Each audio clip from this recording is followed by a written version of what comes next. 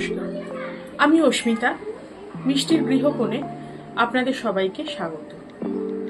আজ একটি বিশেষ দিন, শিক্ষক দিবস, 5ই সেপ্টেম্বর, ডক্টর সর্বপল্লী রাধাকৃষ্ণনের জন্মদিন। আজ প্রতিটা স্কুলে, প্রতিটা শিক্ষা প্রতিষ্ঠানে, কলেজে, সব জায়গায় শিক্ষক দিবস পালিত হয়। আমাদের স্কুলও তার ব্যতিক্রম নয়।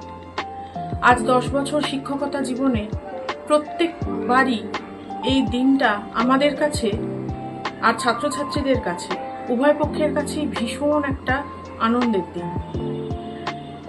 এই একটা দিন সত্যিই মনে হয় যে পেশায় আছি সেই পেশাটা একটা নোবেল প্রফেশন। আর যাই হোক, আমরা আগামীকে তৈরি করি। ভবিষ্যতে যারা বিভিন্ন পেশায়, বিভিন্ন লাইনে যাবে, গিয়ে দেশ দশে আমাদের মুখ উজ্জ্বল করবে। প্রত্যেকবার এই দিনটাকে ঘিরে না আমাদের অনেক প্ল্যান প্রোগ্রাম থাকে। সেজে গুজে যাব। হ্যাঁ, প্রত্যেকবার আমরা অন্যদিন সবসময় তো শাড়ি পরা হয় না, কিন্তু অন্যান্যবার এই একটা দিন কিন্তু আমরা অবশ্যই শাড়ি পরি। আবার আগের থেকে ঠিকঠাক হয়ে যায় কে কি শাড়ি পরবে, একটু খাওয়া দাওয়া হবে, একটু সেলিব্রেশন হবে। কিন্তু এই বছর এমন একটা পরিস্থিতির মধ্যে দিয়ে আমরা যাচ্ছি, এবং যার শরিক আমরা সবাই, শিক্ষকরাও, ছাত্ররাও, সমাজের সব স্তরের মানুষ এই বিষয়টার শরিক।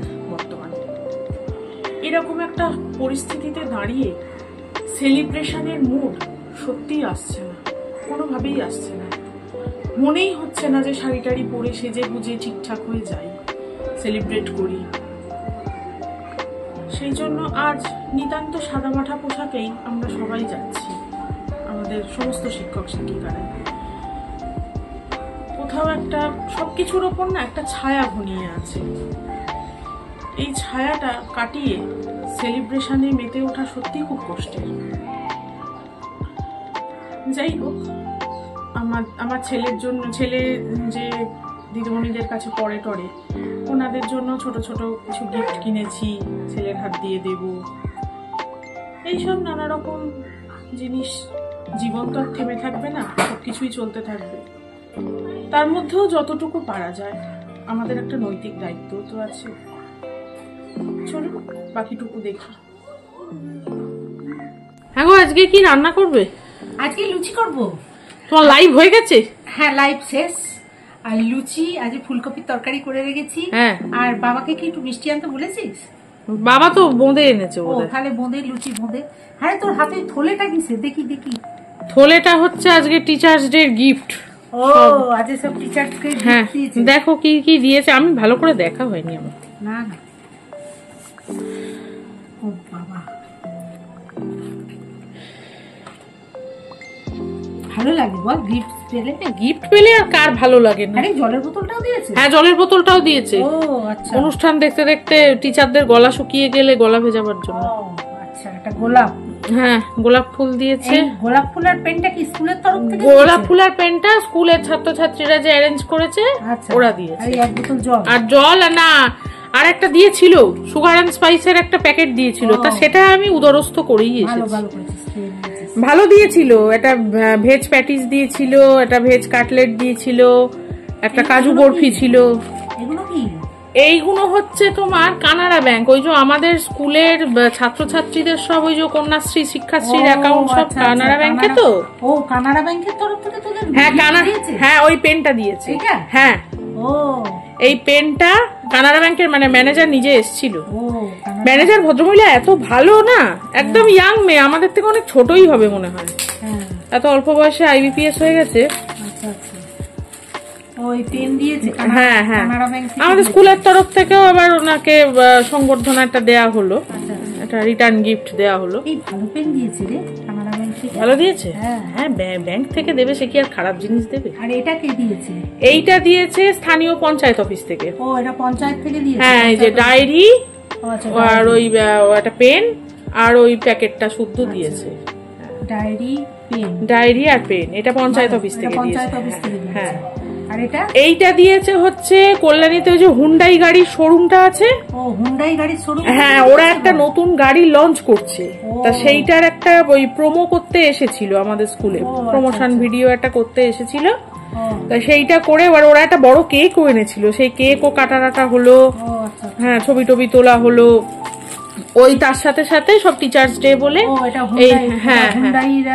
হ্যাঁ এই পেনটা ওরা হুন্ডাই এর থেকে দিয়েছে, আগের বারেও দিয়েছিল ওরা।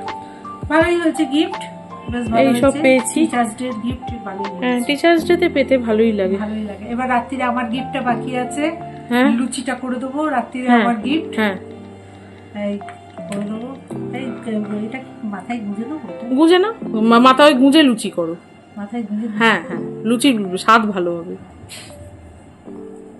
বন্ধুরা কেমন লাগছে বলুন তো? ও দারুন দারুন, কিরকম লাগছে বলুন? তোমার বন্ধুরা সব কমেন্টে দেবে।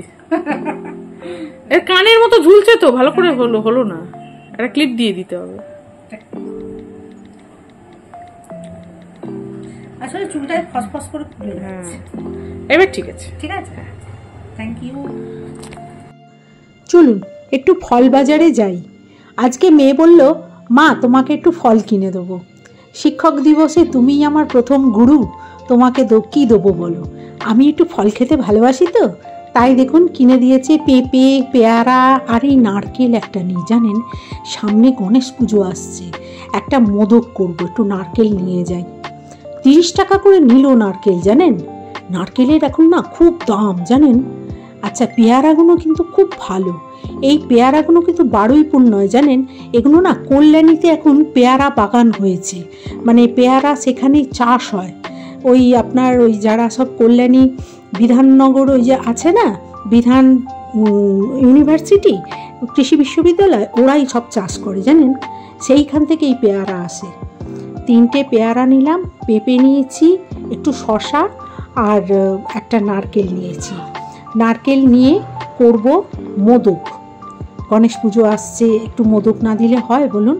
এবারে একটা নতুন ধরনের মোদক করব। আচ্ছা আমাদের ফল বাজারটা আপনাদের কেমন লাগছে বলুন তো? এটা হচ্ছে হালিশহরের ফল বাজার। হালিশহরের ফল বাজারে সব ভালো জানেন, কিন্তু না কলার খুব দাম।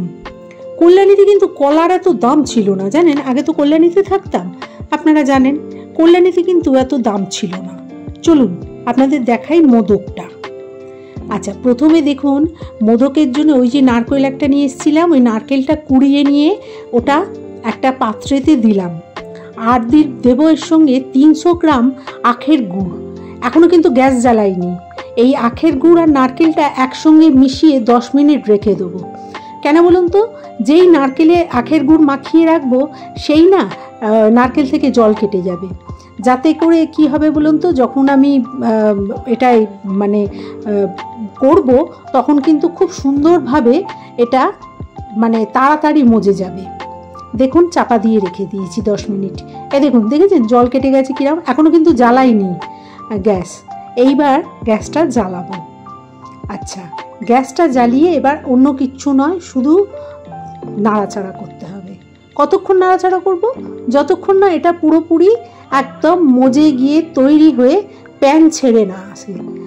নাড়তে নাড়তেই দেখব আস্তে আস্তে এটা রসটা কমে যাচ্ছে আর পুরো জিনিসটা প্যান ছেড়ে যাচ্ছে।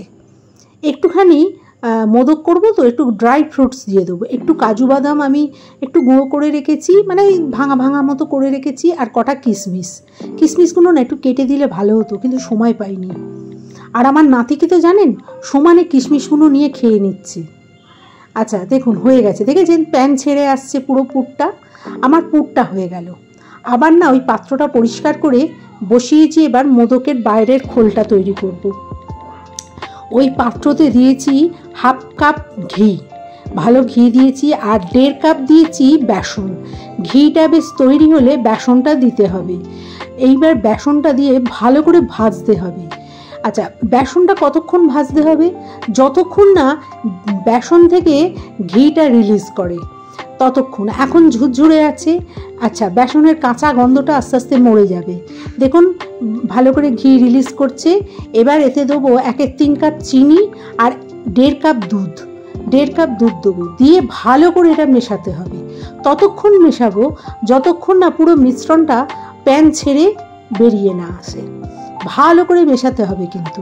আচ্ছা, আমি 1/3 কাপ চিনি দিয়েছি, আপনারা যদি মনে করেন কম হলো চিনিটা তাহলে আপনারা অবশ্যই একটু আরও দিয়ে দিতে পারেন। তো এ দেখুন প্যান ছেড়ে আসছে, দেখেছেন মিশ্রণটা ভালোভাবে এতে প্যান ছেড়ে আসছে। এই সময় যদি চান একটু পেস্তা বা কিশমিশ কাজুর গুঁড়ো আপনি দিয়ে দিতে পারেন। আমি কিচ্ছু দিতে পারিনি, আমি যা করে রেখেছিলাম গুঁড়ো সব আমার নাতি খেয়ে নিয়েছে। কিশমিশগুলো আর নেই, একটু দেবো ভেবেছিলাম আর নেই। আচ্ছা দেখুন পুরো মিশ্রণটা হয়ে গেছে। এইবার আমি নাবিয়ে এটাকে সামান্য একটু ঠান্ডা করব, কারণ গরম গরম তো আর করা যায় না বলুন। এই দেখুন মিশ্রণ এবার ঠান্ডা হয়ে গেছে, দেখেছেন পাকানো যাচ্ছে।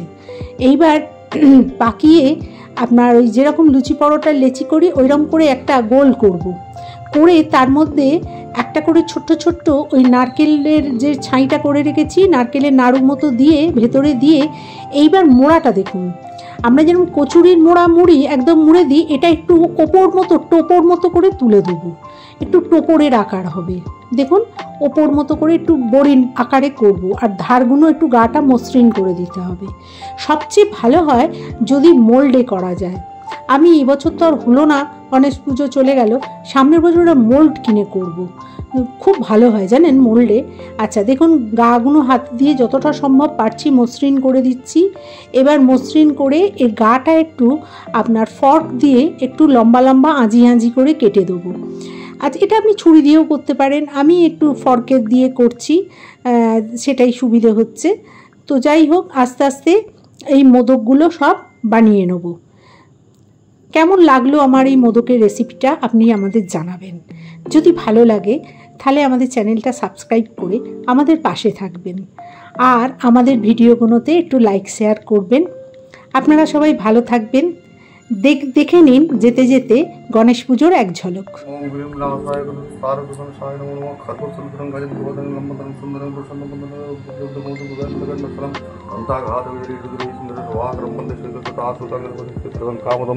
ओम गंगन सारं गंगन सारं गंगन सारं सत्र सारं ओम देवेंद्रमौलि वंदनम करंदकन विघ्न भ्रंत हरमं करुणां मुजिरवा ओम गंगन सारं गंगन ओम श्री सारं जय गणेश जय गणेश जय गणेश जय गणेश